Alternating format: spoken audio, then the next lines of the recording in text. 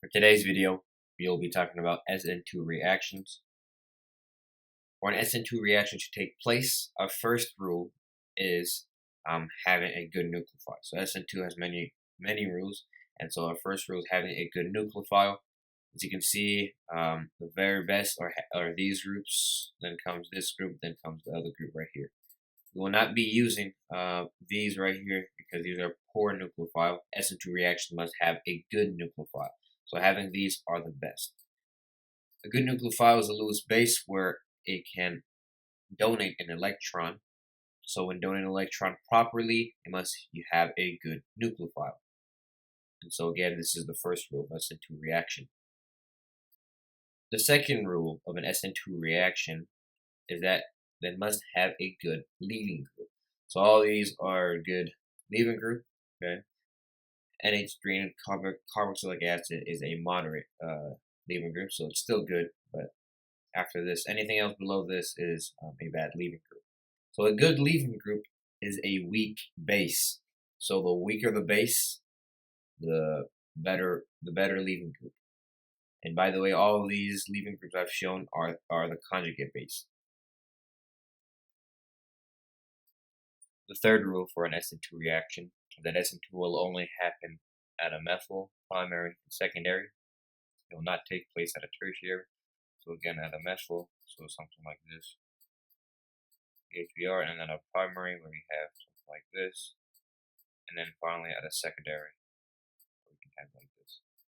Okay, and the reaction rate for at a methyl is at a rate of 100. Well, for the primary, we have a rate of 1.3, about 1.3, and then for secondary, we have a rate of about 0.015.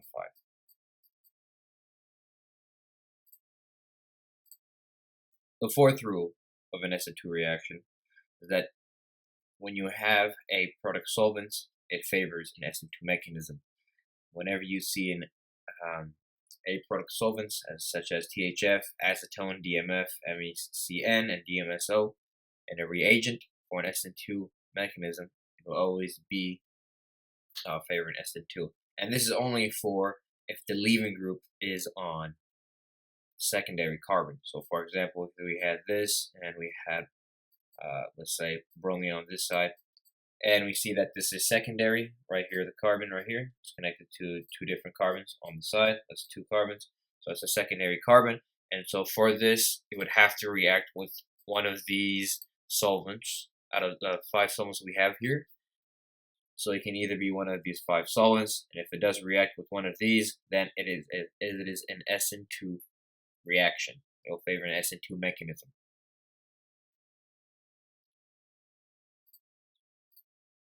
The fifth rule of an SN2 reaction has 3 rules in it. For this rule, when discussing its mechanism, this is a one-step mechanism. So for example, if we have this and bromine, the leaving group, and we have an OH, right?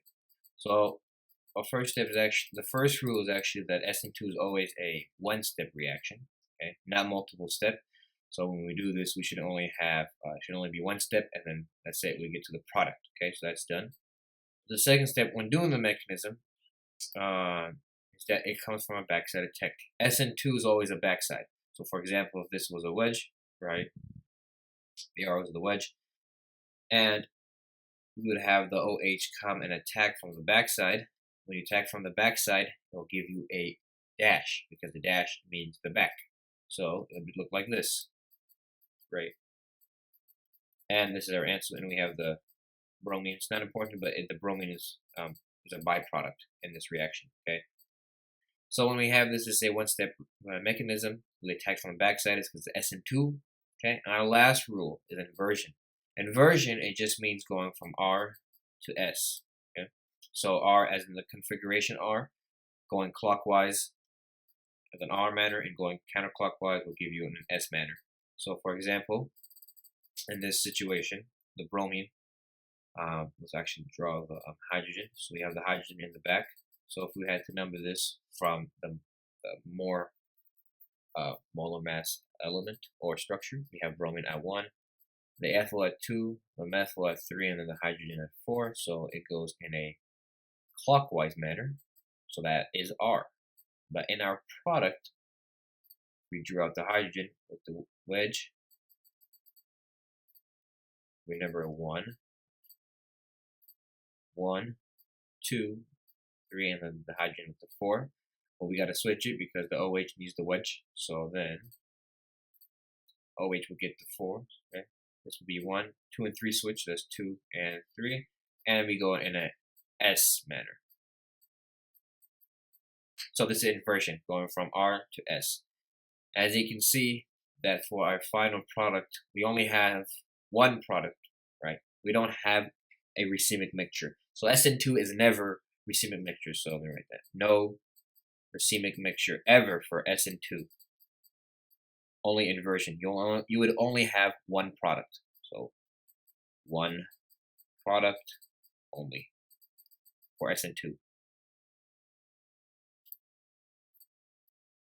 So now let's start some products for doing this. Let's do a problem. So if we have this structure, this is bromine. It has 3 lone pairs, and this is reacting with, let's say, NaCN, right? So in this case, sodium has the positive charge, and Cn is the negative charge. So this is the nucleophile. So Cn would be like this: carbon, triple bond with nitrogen, 1 lone pair of nitrogen, 1 lone pair on carbon with a negative charge. So we see that this carbon over here is primary, right, connected to 1 carbon. So this means this will be SN2. No need to look at the reagents. Just know that this is a primary carbon, so this will SN2 will happen. So SN2, all we do from here is actually, when only doing this products, all we do is remove the Br and put the Cn. So we would have something like this. That's all there is to it. So you're basically substituting the Cn for the Br. So SN2 substitution for substituting the Br for the Cn. So this is how you do the product for it. Now if you want to do the mechanism for it, all we have to do for this is that we would start from the carbon with the lone pair. We would go on that carbon that has the leaving group on it, and that leaving group leaves, throws electrons to bromine, and this will give us the reaction that I had drawn. So Cn, and then also plus the bromine with a negative charge. This is the byproduct. But the major product for this is this structure right here. So this is how you do the problem. So let's do another set of problem. If we had this structure over here, Cl, chlorine, has 3 lone pairs, and this is reacting with, let's say, NaOH. Okay, in this case, we know that the sodium has the positive charge, OH has the negative charge, so OH is like this, right? So we're only doing this product, we're just substituting the OH for the chlorine, because the OH is the nucleophile, chlorine is the leaving group, so all you do is just switch it. That's basically what you do, you substitute it. Substituting the OH for the Cl, right? Now when doing this mechanism,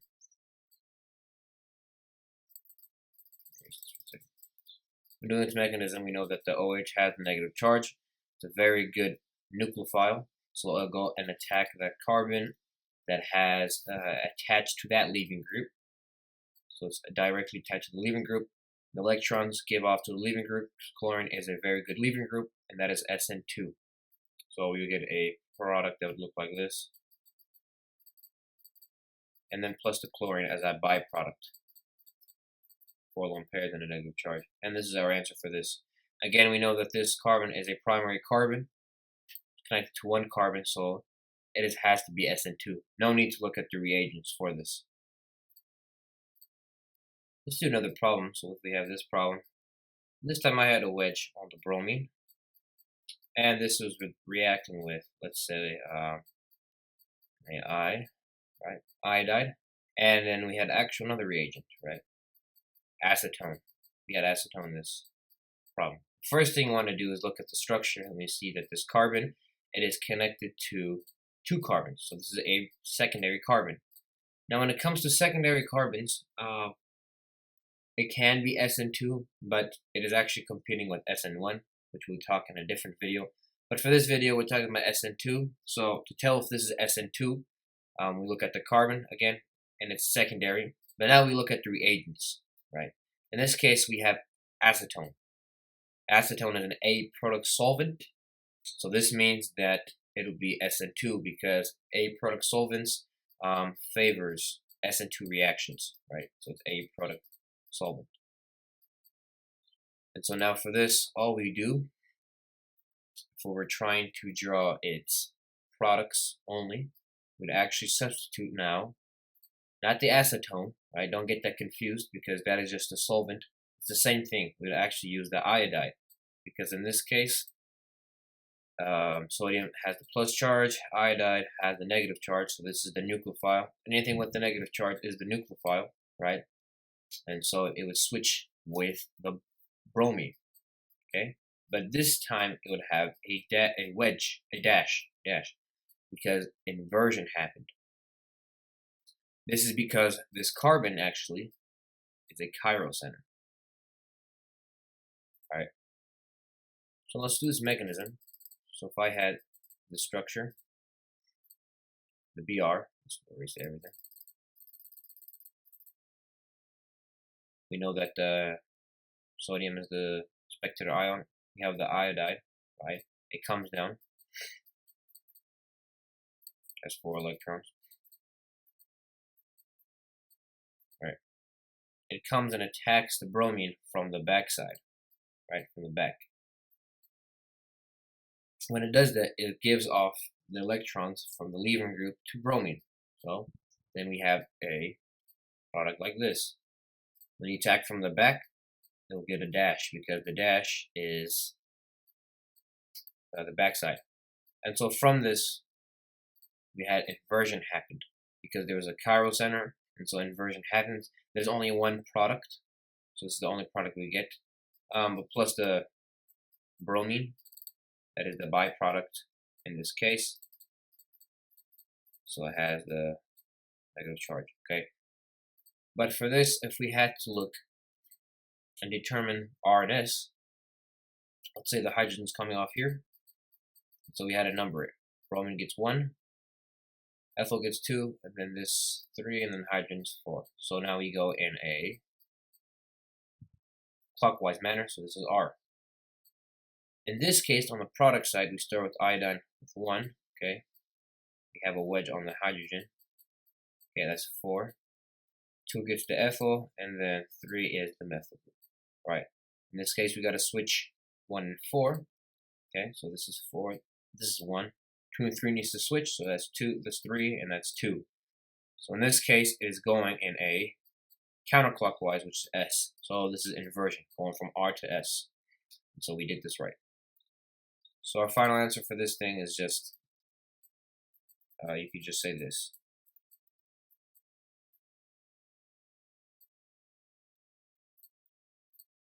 Let's do another example. So if we had this structure, and we had it for this leaving group was chlorine, and because this was reacting with, let's say with NaCN, right? And let's say our other reagent was DMSO. So our first step is to see the reagent, the carbon for this. Carbon on the leaving group, on that leaving group, okay, is a secondary carbon because it's connected to 2 carbons. Alright, so it's secondary. So we must see if this is SN2. Okay. So to also determine if it's SN2, we now have to look at the reagents. This reagent we know is DMSO. DMSO is an Aprotic solvent. Okay. So from here we know that this is an SN2 reaction because Aprotic solvent favors SN2 mechanisms. So if you want to do the products only, all we do is just redraw the structure and then substitute the chlorine with the CN, the nucleophile, right? Because it has a negative charge. So we put a dash because inversion happened, and so this is the answer for only making the product. Okay, now let's talk about its mechanism. If we had to do this mechanism, all we do now is start with the CN, right? The CN goes, well, let's draw like this. Sodium has the plus charge, and then we have the CN triple bond, one lone pair, negative charge on that carbon. The CN goes and attacks the carbon from the back, right? The electrons give off to the chlorine to expel chlorine, making it a leaving group, and so we would get a product that would look like this. Okay, so it comes from a dash because dash means back, and because we tacked from the backside. So now we have CN. Also plus the byproduct. It's not important, but when doing the mechanism, it's good to have it. Good.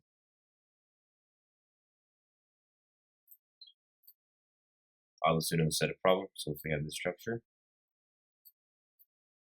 and so we have a structure, and then now we have, let's say, iodide. It's a very good leaving group. This is reacting with, let's say, lithium methoxide. So OMe, and then our other reagent for this would be DMF. So from here, we know that the carbon that is attached to that leaving group right here is a secondary carbon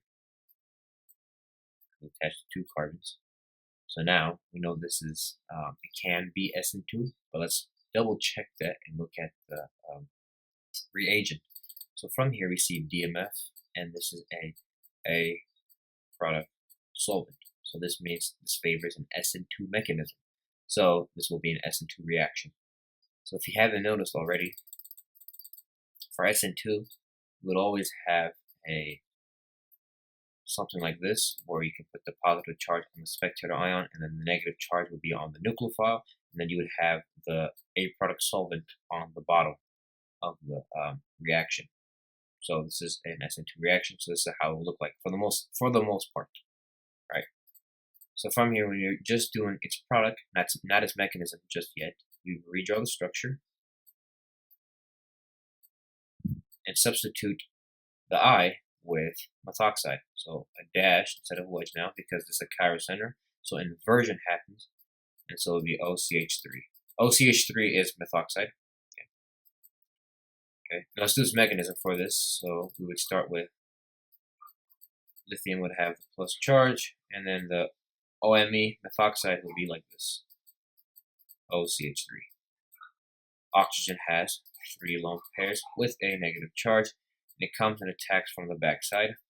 Its leading group gives off to iodide, so we would have a structure that would look like this. Attack from the backside, so a dash meaning back. OCH3, 2 lone pairs, and then plus the byproduct that we had made, which was iodide with 4 lone pairs.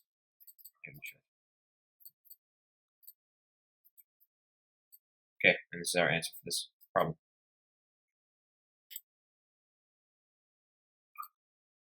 So for the mechanism of SN2, we always attack from the backside, and that was one of our rules. But now what if we had something that can attack from the front? So from this, if we have a structure like this, let's put a dash now on a chlorine. Let's say the reagents for this was NaSH, and with also, let's say, THF. Okay. So from this, we know that the chlorine is a secondary carbon because it is attached to 2 other carbons. So it's secondary. Okay, let's also make sure that this reagent is actually a product, so it favors an SN2 mechanism. So this is an SN2 reaction. So from here, we have NaSH, right? Draw it over here. Na is the plus, and then the SH is the minus, the negative charge. Okay, Na plus, and then the SH, right? Sulfur has the negative charge. Okay, one of its lone pairs, and goes, instead of attacking from the backside, we attack from the front. Okay, so here, also this chlorine gives us electrons and expels the chlorine, right? So before we move on, how do we know which one's the front and which one's the back? Here we see a wedge. So wedge means down. So then that means up here, this must be the front. That's how you determine it, okay?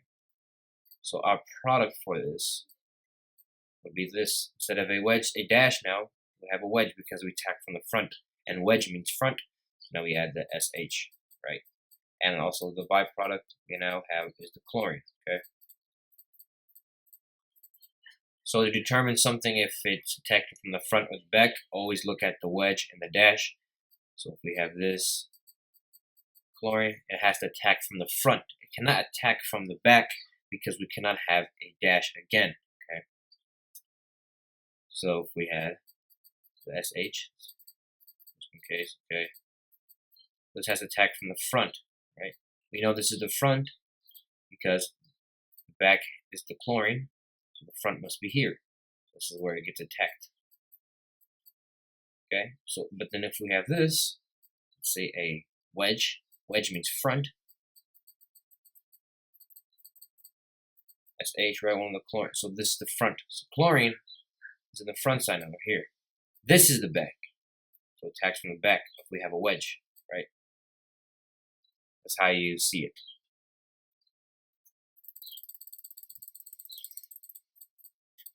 Okay, but our final answer for this product is this. Let's do another problem. So if we have this, so oxygen has a negative charge, and this is added with a methyl.